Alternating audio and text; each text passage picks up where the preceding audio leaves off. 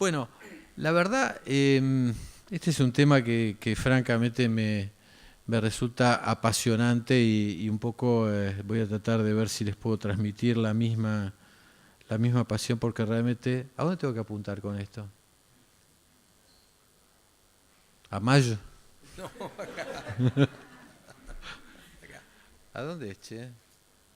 No, sí, lo estoy agarrando al revés, perdón. No dije nada, mala mía.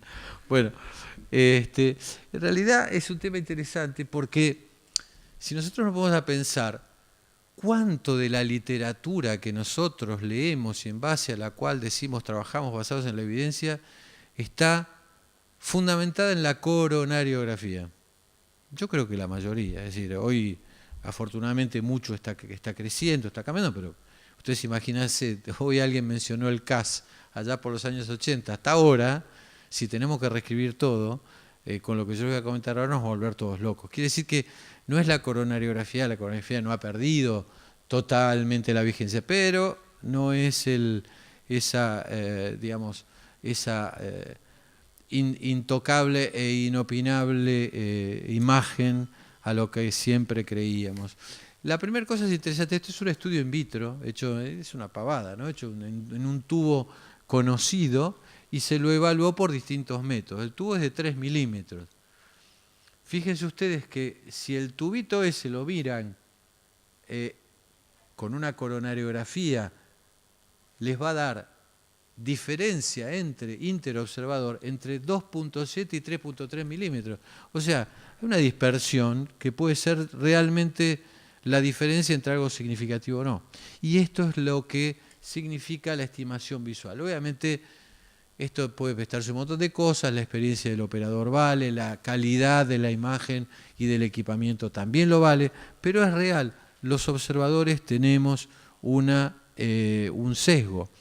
Y pese a que los clínicos nos han acusado falsamente del efecto óculo-estenótico, difamando nuestra tendencia a querer poner stents, la realidad es que, bromas aparte, es real que en buena medida nuestros errores son errores humanos, son errores que realmente, por más que uno quiera olvidarse de sus ganas de poner stent y ser objetivo, se encuentra con que los métodos tienen límites y nuestra capacidad de discriminación también. Entonces, realmente este es un método que hay que tenerlo, sigue siendo válido, es muy válido en los valores extremos, pero empieza a perder un poquito de eficacia en los valores intermedios. ¿Qué ocurre? Si nos movemos al famoso QCA, que en un momento creímos, este estudio está hecho en Core Lab con QCA. QCA es un análisis automatizado que hace el equipo, que de hace años, ¿no? Que detecta los bordes y calcula el porcentaje de estenosis. Fíjense ustedes que no es tampoco muy bueno. Y entonces vamos al IBUS y vemos el IBUS es el eco endoluminal y el eco endoluminal sobreestima un poquito, pero ya estamos en una medida bastante próxima a la realidad y sin ningún lugar a dudas la tomografía de coherencia óptica por sus características es la que más logra acercarse a la realidad. Este es el gran dilema. Nosotros tenemos esta coronaria derecha, por ejemplo, con esta lesión que cuantificamos, podemos cuantificar, decir que está el 70, está el 50, o viene otro y está el 60 y el 40, y estamos en ese rango de dispersión de recién. ¿En qué puede terminar esto? En este caso puede terminar que el paciente se vaya a su casa sin nada, o en este caso puede pasar que este paciente se vaya con 1 o 2 stents y clopidogrel y aspirina por un año. Porque evidentemente hay una gran aproximación en la cual nosotros nos basamos en los estudios no invasivos, porque si la localización de isquemia coincide con esos territorios, nuestra tendencia es a actuar, porque bueno, me puede parecer que la lesión esta es 60, pero evidentemente la de isquemia inferior en el ecoestreso en la cámara gamma debe ser significativa. Pero puede pasar también que no vaya a ser que se trate de un falso positivo tan frecuente en la cara inferior de la cámara gamma, por ejemplo, por el realce de las mamas voluminosas, etcétera, que siempre es inferoseptal o inferior, y por ahí estamos teniendo 2 falsos positivos y colocando un stent. Y entonces surgió esto que para nosotros es una herramienta hoy indispensable, que es el FFR. Es decir, el flujo de reserva fraccional coronario en un periodo de hiperemia generado por la inyección intracoronaria de adenosina, nos permite establecer realmente la significancia de esto. Y vean ustedes, en este caso, el paciente, efectivamente, la que creíamos que era 70, dio 0,60, el valor de referencia es 0,80. No importa, es por varios estudios que lo fueron validando. Fíjense ustedes, 0,60 y esta dio 0,97, por lo cual el paciente se fue con un stent aquí y aquí no le pusimos nada, y uno se va tranquilo. ¿Y por qué uno se va tranquilo? No es que, la verdad que, porque fue más corta la angioplastía, porque el FFR nos ha permitido repensar un montón de cosas. Miren, por ejemplo, la clasificación del número de vasos. Esta es la estimación angiográfica, donde ustedes pueden ver que hay un 56% de pacientes con un vaso, 35% de pacientes con 2 vasos y 9% con 3 vasos. Miren cuando este autor de Bruni lo tamizó por FFR. Los 3 vasos de 9 pasaron a ser un tercio. Los 2 vasos de 35 a 23 y la mayoría de los pacientes tenían solamente enfermedad de un vaso. Quiere decir que nos permite una estratificación mucho más precisa y correcta de qué grado de enfermedad coronaria estamos afrontando. Pero la verdad, les diría, lo más impactante es esto. No es solamente que, bueno, menos mal el paciente no tiene que estar un año con doble antiagregación si la lesión medio no significativa, o no le hice gastar al Fondo Nacional de Recursos un stent más. Lo interesante es que salvamos vidas, y este fue el gran impacto del estudio FAME, y en este caso el FAME 2. Siempre creímos, bueno, le pongo un stent por las dudas, bueno, por ahí no era, pero ya que estoy le pongo un stent. No, poner un stent de más mata. Y esto lo demostró el estudio FAME. Hay peor evolución, y tiene lógica. O sea, cuando yo le pongo un stent, si el paciente tenía una lesión que le estaba generando un alto riesgo, el riesgo que el stent le pueda agregar por su efecto de un cuerpo extraño, por la stent trombosis tardía, precoz o lo que sea, pasa a no tener valor, porque lo que tenemos en la otra mano es algo de mucho mayor riesgo. Ahora, cuando lo que tengo en esta mano es nada o muy bajo riesgo, agregarle el potencial riesgo de un stent no es gratis, no es gratuito, o el riesgo potencial de un sangrado en el seguimiento por un stent que se colocó innecesariamente y que queda en un señor octogenario doble antiagregado durante un año. Entonces, realmente nos sorprende, y la verdad es que nosotros hoy estamos mucho más tranquilos como intervencionistas y mucho más felices, porque sabemos que cuando ponemos un stent en las lesiones limítrofas, que la tamizamos con FFR y la lesión dio significativa, sabemos que estamos haciendo bien. Y en la que nos dio negativa nos vamos contentos porque sabemos que no hicimos ninguna macana, que pudimos haberla hecho previo al advenimiento de esto. Evidentemente hay quienes están más a favor o en contra. Nosotros somos un poco talibanes del tema del FFR. Espero que no nos equivoquemos si un día surge una evidencia que nos diga que hemos dejado pasar un montón de lesiones que debieron haberse tratado. Pero en esta serie chiquita, modesta nuestra, que la vamos a publicar en breve, que es en realidad está basada en el beneficio económico, son 100 y pico de pacientes con 222 lesiones. El seguimiento al año, hubo 0 de eventos en los pacientes que no tratamos, 0% de eventos. Son 100 pacientes, la verdad que no es menor. Pero lo interesante, fíjense ustedes, cuando aplicamos FFR a estos pacientes con definición de FAME, es decir, pacientes que tenían lesiones entre el 50 y el 70%, y las interrogamos con FFR, nuestra tasa de empleo de cirugía bajó el 52% en esta población, no en la población global, es decir, grupo de pacientes que si no hubiéramos usado con FFR o los hubiéramos mandado a cirugía o a angioplastía, pero dijimos no, estamos en la era del FAME, FFR, muy bien.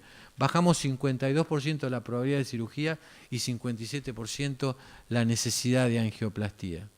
Y después cuando vienen, la verdad, se ahorraron procedimientos, además de lo que ya sabíamos por el FEM, que se ahorraban vidas. Pero cuando venga la gente y a nosotros nos vienen los financiadores y hay algunos que increíblemente no nos quieren reconocer el FFR, esto fue lo que pasó con la economía. Esto es toda la plata que se ahorraron. Además de que al paciente le fue mejor, los financiadores se ahorraron plata. Miren, en angioplastía obviamente bajó a menos de la mitad, y lo mismo en cirugía, pero miren lo que se ahorró en stents con droga o en stents metálicos en tiempo anestésico y otras variables, independientemente del valor de haber hecho un FFR. Quiere decir que es un método seguro, salva vidas y salva plata. La verdad, pocas cosas en medicina deben ser tan buenas como esta. Pero evidentemente hay otros métodos para evaluar estenosis, como puede ser el eco, el IBUS, el eco endoluminal, o el OCT, que pueden medir el área. Sin embargo, entre los hemodinamistas hay un aforismo que dice: cuando tenés ganas de no hacer una angioplastía, hacele FFR, y cuando tenés ganas de poner un stent, hacele IBUS. Y es real, cuando comparamos los dos métodos, realmente el IBUS tiene una tendencia a veces a sobreestimar las obstrucciones. De modo tal que hoy por hoy, excepto en lugares donde el FFR por ahí no funciona tan bien, bifurcaciones, tronco, ostium de derecha o de tronco, entonces en esos casos sí los evaluamos con imagen, pero no con FFR. Pero como yo les decía, realmente la diferencia en el experimento del cañito que comparamos la estimación visual con QCA y con los demás métodos, tiene una lógica y tiene un fundamento, y es la resolución espacial. ¿Qué quiere decir resolución espacial? Es decir, si yo pongo 2 puntos a una distancia determinada, ¿cuál es mi capacidad de reconocer que son 2 puntos y no que es uno solo? Es como ¿ustedes vieron las luces en la ruta a la noche? Que cuando el auto está muy lejos se ve una sola y cuando se acerca se empiezan a separar. Esta es la resolución. Fíjense que la resolución de la angioscopía, que es un método que ya no se usa, pero pongamos métodos que se usan, de la resonancia magnética y la topografía computada son 300 micrones. Quiere decir que si hay 2 puntos que están a menos de 300 micrones, estos métodos lo van a ver como uno solo. ¿Cuál es la resolución de la coronariografía? No muy distinta, 200 micrones. Pero miren la resolución del IBUS, entre 80 y 150, ya baja drásticamente la capacidad de resolución. Pero miren lo que es la resolución del OCT, 10 a 20 micrones. 10 a 20 micrones. Esto más o menos traducido en algo entendible, esto es una escala de proporciones que yo me pasé haciendo dibujitos para ver. Es como si algo lo viéramos, algo que tiene este tamaño, lo viéramos con esta lupa cuando lo miramos con IBUS o lo miramos con OCT. O dicho un poco más fácilmente, la coronariografía tiene la resolución del ojo humano. El IBUS tiene la resolución del ojo de un águila, pero el OCT tiene la resolución de un microscopio. Y realmente es una capacidad que tenemos hoy de poder mirar una arteria en un señor vivo con capacidad microscópica. Y hay datos que tienen mucha importancia. Este estudio Prospect, que es el único, la verdad, como dato que les voy a mostrar, es interesantísimo. No está hecho con OCT, está hecho con IBUS. Pero miren, usaron un sistema de escalas de colores para definir tipos de tejido. El verde era fibrótico, el blanco era cálcico, bueno, no importa, el colorado corlipídico, pero definió una serie de cosas interesantes. Por ejemplo, el espesor de la cápsula fibrosa que cubre la placa y, por ejemplo, el volumen de placa. Y miren lo que pasó. Esto se hizo en un estudio que se hizo en pacientes que ingresaron por síndrome coronario agudo. Y esto que les muestro no es en la arteria culpable. Esto es en las arterias no culpables explorados con esta tecnología de histología virtual. Miren lo que pasó. Si la placa del vaso no culpable tenía una capa fibrosa fina, 4 veces más eventos en el seguimiento al año. Si el diámetro luminal mínimo era más chico, esto sí, la estenosis ya lo sabemos, era más chiquita, tenía valor pronóstico. Pero miren esto, PB quiere decir plaque burden. Esto es el monto de placa, esto es la remodelación positiva, esto es la placa que junta el vaso antes de empezar a estenosar la arteria. Si el plaque burden era mayor de un 70%, aunque no hubiera estenosis, 9 veces más incidencia de eventos. Y cuando sumamos todos estos factores, 10 veces más incidencia de eventos. Quiere decir que hoy estamos todavía lejos de poder hacerlo en forma no invasiva, que es la que va a tener mayor impacto epidemiológico, pero estamos entendiendo que efectivamente lo que la fisiopatología nos decía, lo que los experimentos in vitro nos decían, tiene su correlación histológica, y es real que el paciente que tiene una placa más voluminosa, con un core lipídico cargado y defendida por una cápsula fibrosa pequeña, tiene mucho más probabilidad de eventos. Obviamente estamos aprendiendo un montón. Y ahora es una parte un poco menos aburrida porque les voy a mostrar 2 o 3 casos y terminamos. Pero miren ustedes esto. Este es un paciente que le habíamos colocado en 2009 los viejos stent Cypher, que eran liberador de sirolimus, y el paciente vuelve, y debido a una restenosis de 3 stent convencionales. Y el paciente vuelve en 2014, o sea, 5 años después, con un cuadro coronario, y vean ustedes, vimos esto y dijimos restenosis, que era lo que hasta ahora sabíamos. O sea, el stent o te curaba la arteria o tenía restenosis. Ahora, restenosis siempre fue un fenómeno autolimitado a un año. Restenosis 4 años después realmente parecía una cosa medio como difícil de 5 años después de aceptar. Y bueno, gracias a que teníamos el OCTC lo hicimos, y no solo nosotros, a nivel mundial estamos aprendiendo y hemos aprendido que los stent no es cierto que el tejido fibrótico es estable y que ahí nunca más hay problema. Lo que ustedes ven aquí es neoaterosclerosis dentro de stent convencional. Esto es core lipídico dentro de un stent. Acá están los straps del stent, los brillantes. Aquí hay core lipídico y aquí hay vasos de vasa vasorum, vasos de neoformación, signos patognomónicos de placa de ateroma. Quiere decir que aprendimos que los stent no eran tan curación definitiva como creíamos, no solo podían restenosarse dentro del primer año, sino que además podían presentar, pueden presentar,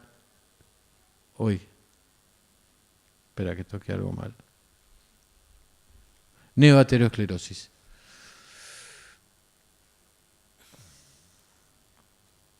No deberían dejar este artefacto en mi poder porque hago... Ahí está. Pero bueno, fíjate si me lo puedes avanzar un poco más de allá porque voy a tardar 10 años yo, si no. Yo te digo dónde parar. Dale. ¡Ay, pará! Excelente, muchas gracias. Pero también aprendimos con el OCT que los famosos stent bioabsorbibles, que dijimos, el stent cura el segmento arterial y desaparece, ya sabemos que tienen trombosis, que han sido discontinuados las primeras generaciones, van a volver y van a en el futuro ser una real solución. Pero también aprendimos que también los stent bioabsorbibles también tienen neoaterosclerosis y como ustedes pueden ver, aquí ven esta foto no es nuestra, pero pueden ver vasos de neoformación y focos de gran carga de core lipídico. ¿Qué otra cosa estamos aprendiendo? Evidentemente, este método, al yo decirles y no mentirles que es un método de características microscópicas, realmente nos muestra cosas con una resolución increíble. Miren, este es un señor que viene con un cuadro de angina crónica, no muy claro, y cuando lo estudiamos nos encontramos con esto, que ustedes pueden ver una tremenda úlcera en el techo del tronco.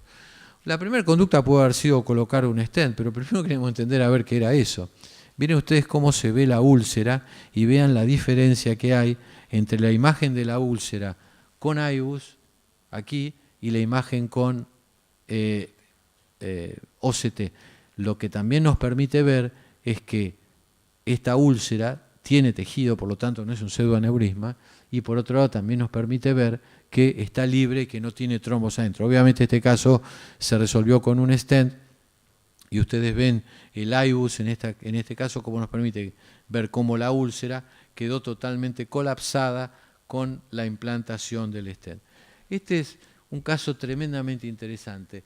Esta es una chica, un joven, rugbyer de 26 años, que después de un scrum, un tipo que estuvo incluso preseleccionado a los Pumas, tuvo un dolor de pecho. Entonces en su provincia natal, Mendoza, lo llevan al hospital, supradesnivel del ST. Le empiezan a dar nitroglicerina, mientras llaman hemodinamia, se le pasó el dolor, se niveló el ST, pero igual obviamente le hicieron un cateterismo. Y vieron esto. Entonces dijeron disección coronaria, pero con buen flujo, no era obstructiva, el paciente estaba sin síntomas, lo dejaron internado varios días, alta, y nos consultan con el tiempo y dicen, ¿ahora qué hacemos con la disección? Le digo, bueno, mira, vamos a esperar un poquito, ya pasó un mes, esperemos un mes más y miremoslo, pero vamos a mirarlo bien, vamos a mirarlo con una imagen. Y lo miramos con un OCT. Obviamente, angiográficamente, al mes, ustedes ven el segmento, este era el segmento que tenía la imagen rara, acá había desaparecido. Dijimos, bueno, a ver si una disección que se pegó. No fue una disección que se pegó. Este joven de 24 años, rugby, resulta que además de ser rugby fumaba. Y como ustedes pueden ver acá claramente, tenía placas con cor lipídico, y lo que ustedes ven acá, este agujerito, esto es una rama diagonal, ahí justo esta rama, es una fisura de una placa aterosclerótica, que no solamente pudimos verla en detalle, como ustedes ven acá, sino que además nos permitió ver este método, que como había pasado un mes, se estaba generando ya un puente de endotelio que estaba cubriendo esa fisura de placa. ¿Cuál es la diferencia? Un trauma en un rugbyer que no tiene enfermedad, mira, jugá un poco más suave, no juegues más al rugby, pero se te dice cuna coronaria. Este joven obviamente hoy está tratado con estatinas, está haciendo un programa para no fumar, porque claramente ya tiene signos incipientes de enfermedad coronaria. Evidentemente también, les decía, detalle histológico, estos puntos negros que ustedes ven ahí son núcleos celulares. Hasta eso nos permite ver. Esto que ustedes ven acá es una banda inflamatoria, estos acúmulos de neutrófilos que se ven como bandas refringentes. Esta es otra chica, de 43 años, una trombocitosis, tenía 4.400.000 plaquetas normalmente, síndrome coronario agudo, cambios en cara anterior, en el lugar donde la recibieron deciden hacerle una TC multislice y se encuentran con esto, dicen, esto es un trombo en la descendente anterior, salgamos corriendo, nos la mandan al hospital. Llega al hospital, estaba sintomática, había pasado ya 24, 48 horas, la dejamos tranquila, la programamos para estudiarla, obviamente con OCT. Cuando la estudiamos, el trombo evidentemente había desaparecido, dijimos, bueno, se trombosó porque tiene 4.400.000 plaquetas. Bueno, no era tan así. En la diagonal que tenía esta tremenda fisura de placa, con una placa con cor lipídico y esta disección espontánea o ruptura de placa que por supuesto por su trombocitosis le generó un coágulo que se puso en el lugar. Evidentemente, ¿qué ocurrió con esta chica? Le bajamos un poco los decibeles a la culpabilidad de la trombocitosis y empezamos nuevamente con ella un tratamiento de prevención secundaria para corrección de los factores de riesgo. Quiere decir que hoy una placa la podemos evaluar casi en toda su historia natural. Esto no es el mismo paciente, pero es medio una reconstrucción de imágenes para que vean lo que hoy podemos definir. Hoy podemos decir que una placa tiene importante core lipídico y una capa fibrosa fina, lo cual adelgazada, lo cual la transforma en una placa vulnerable, y esto se ve en el paciente estable. Esto no necesariamente se acompaña de un cuadro clínico porque encima tampoco es obstructiva. Y que esta placa con ese fiber cap fino en algún momento se puede romper y pueden generar esta expresión de material hacia el lumen de la arteria, material protrombótico, material proespasmódico, y lo podemos ver, y esto es en pacientes de personas vivas, esto no es histología post-mortem, y vean ustedes cómo esto puede evolucionar esta ruptura de placa hacia un cuadro inestable con un trombo blanco plaquetario o con un trombo más organizado y se ocluye la luz, dar un infarto agudo de miocardio. Es decir, estamos viendo la fisiopatología en vivo con características microscópicas.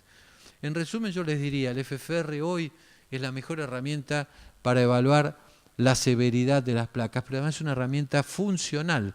Nosotros ya en la sala de cateterismo, cuando sometemos a un paciente a un FFR, no estamos ya solamente mirando a un señor en reposo, sino que lo estamos sometiendo a un apremio y estamos entendiendo cómo se va a comportar esa placa cuando ese paciente tenga mayor requerimiento de oxígeno en el miocardio. En segundo lugar, la verdad reduce los costos, ahorra complicaciones, pareciera uno de los métodos más perfectos que han surgido en los últimos años. De todas formas, vuelvo a decir, no lo aplicamos en el 100%. Hoy todavía seguimos definiendo aquellas lesiones definitivamente no significativas o definitivamente significativas con angiografía, y eso es lo que se debe hacer. Evidentemente el IBUS, el OCT u Off the Eye, que es otra empresa que lo llama Off the Eye, es ideal para evaluar la morfología de la placa y eventualmente la severidad de la placa, como les decía, para tronco, ostium de coronaria derecha, ostium de izquierda. La histología virtual o lo que nos puede definir un OCT hoy nos pueden permitir saber qué pacientes pueden llegar a tener más eventos porque tienen placas vulnerables. Ahora ustedes me dirán, ¿y ustedes qué proponen? ¿Que agarremos a toda la gente que tiene enfermedad aterosclerótica y le pasemos el OCT por todos lados? No, pero si realmente tenemos un paciente que tiene ya un síndrome coronario agudo, que tiene una mala función ventricular y queremos entender un poco más cómo le va a ir en los próximos años, no estaría más, si vamos a usar imagen, que también se la apliquemos a los otros vasos para ver qué tan expuesto está a placas vulnerables y a futuros nuevos accidentes. Y la verdad, estas técnicas nos proveen además una característica histológica que hoy, por ejemplo, nos permite ver con una claridad absoluta cuando hay rechazo de trasplante, que ustedes saben que hay una gran hiperplasia neointimal y la coronariografía no muestra nada. E imagínense el valor que tiene para entender en un paciente que tiene algún problema hemorrágico o requiere una cirugía que no puede esperar a finalizar la suspensión de la doble anteagregación, nosotros la miramos con OCT, miramos bien el stent y nos fijamos si está todo recubierto o no está todo recubierto. Y si con el OCT está todo recubierto, con toda tranquilidad podemos resolver la doble anteagregación. Obviamente todo esto va a realmente revolucionar la medicina cuando podamos tener estas mismas imágenes en forma no invasiva. Muchas gracias.